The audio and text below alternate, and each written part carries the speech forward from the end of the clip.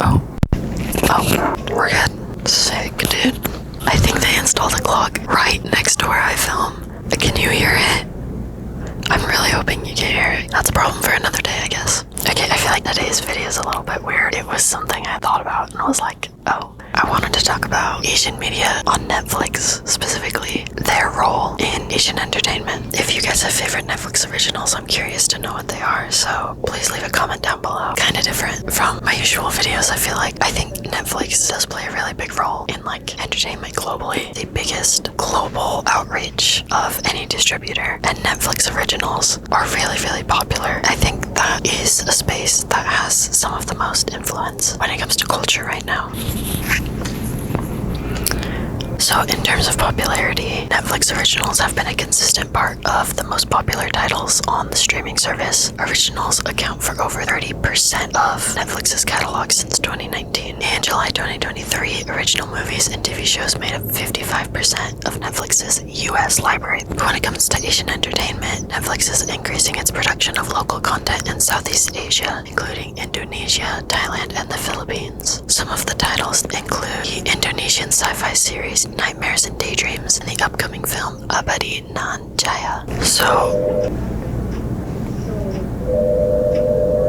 Okay, when it comes to Netflix originals, they can be made a couple of ways. Obviously, Netflix can produce them, so they'll hire whatever creatives, whatever team they need, and they will produce it in-house. They do have a couple of studios, I think 3, so that gives Netflix all of the rights because obviously they're making a show themselves. The other way is Netflix can acquire the rights to a TV show or movie. Netflix can partner with content and studio providers to license rights for other titles. These titles may only be available in certain countries or for a limited time. That's why some of the shows come and go from Netflix and why different countries have different shows in their area. One of Netflix's biggest shows that they made themselves is Stranger Things and Squid Game. Netflix can also co-produce, so partnering with another production company, and then they can buy productions that they liked and be the sole distributor of them on Netflix. I don't think The Good Place is an original.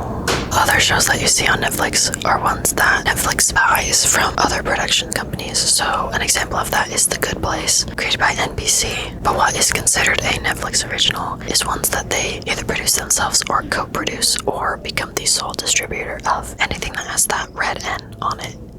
Netflix has a huge global presence. Some of the biggest K-dramas, Squid Game, Crash Landing on You, extremely popular in Korea. In China, there's Meteor Garden, which I feel like Meteor Garden had a really big moment. It's produced by NG Chae and is a remake of the 2001 Taiwanese series, and Copycat Killer, which I'm pretty sure Copycat Killer is technically Taiwanese, which was the first Taiwanese show to appear in Netflix Global Top 10 for non-English productions, and has been greenlit for a season 2.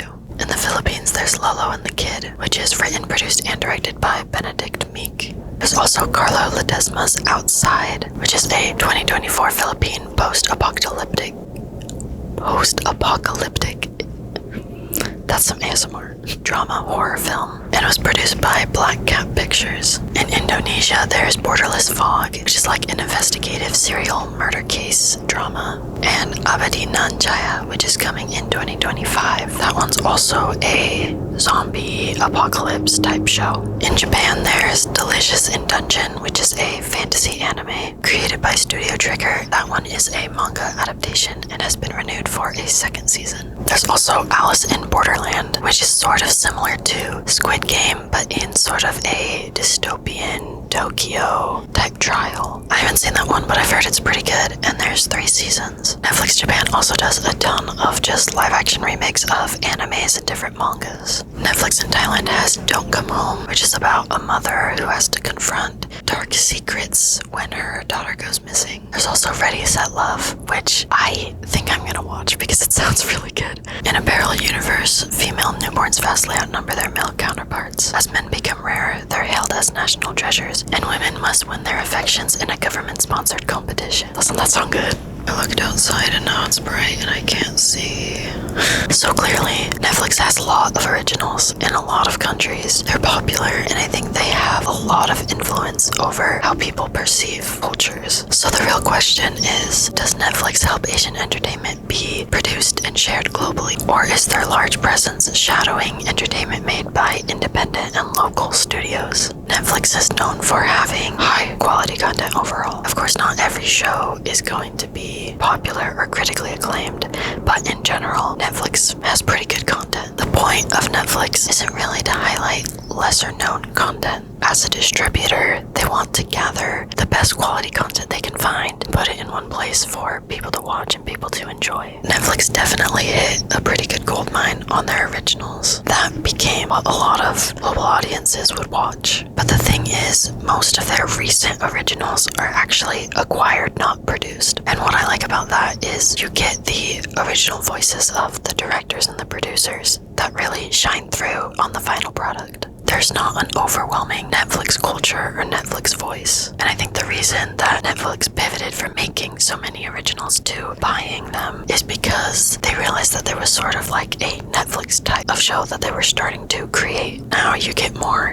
variation and you get more stories that are true and authentic. Min Young Kim, the vice president of content, said, "We want to make sure that we bring locally authentic stories to our members in each of these countries. That's why we have our teams on the ground communicating with local creators on a day-to-day basis." They're highlighting how great stories, whether by established or emerging creators, have the power to resonate deeply and reach millions of members worldwide. Min Young Kim also said, "Our creators can prioritize delivering the stories they're best equipped to tell and are most passionate about. But it is on Netflix to make sure that those stories reach audiences not only within their home countries but also beyond domestic markets, enabling audiences around the world to discover the stories that they will love." I think that's a really great way to put it. Generally, when it comes to streaming services like Netflix and Hulu, yes, there's probably going to be a specific type of content that you're more likely to find on each of those distributing platforms, because the people who decide what goes on there have their tastes, and the company as a whole has their community and the things that they like and dislike. But I do think they're doing a good job by getting local productions and being able to highlight that quality content and serve it to a global audience. So I definitely don't think Netflix is a bad place to become familiar with content from these different countries. And I mean, it's sort of like if a restaurant has a Michelin star, if it's on Netflix and it's a Netflix original, it's endorsed by this company that has a good reputation. Whether or not you agree with their opinion on what makes a good show, that's up to you. But I do think it's important to remember there are other places to watch things. One that I didn't really realize is how many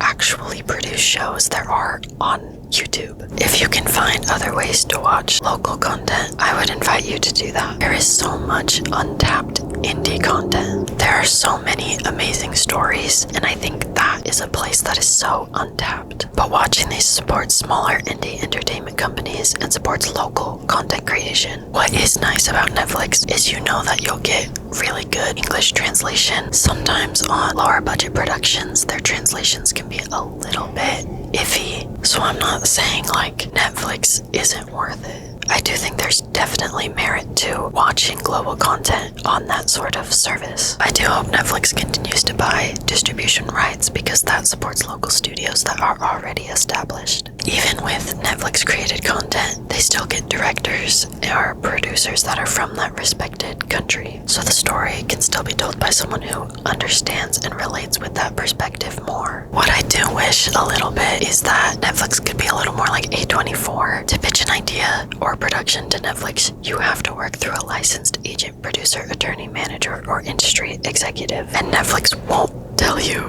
who those are, which I guess I understand. So in that way, it can be a little more difficult to get local content to someone like Netflix, especially if they're not established with them. But hopefully those relationships can be made stronger and local studios and indie artists can connect with a bigger distributor like Netflix to get their content out there. There's companies like A24 that do accept ideas from anyone, and I think that sort of business model I really enjoy, because that's giving opportunities to all sorts of people, all sorts of stories. I do think it's a good place to start. Get into content from other countries. You can look online and they have spaces where they list, oh, these are all the movies from the Philippines, these are all the movies from Thailand. And I think that's a really great way to start quality content that you know is gonna have subtitles and endorsement from a big company. But if you have recommendations, I'd love to get into them. I am excited to see sort of how those Netflix originals do, and if people enjoy the content from these different Asian countries.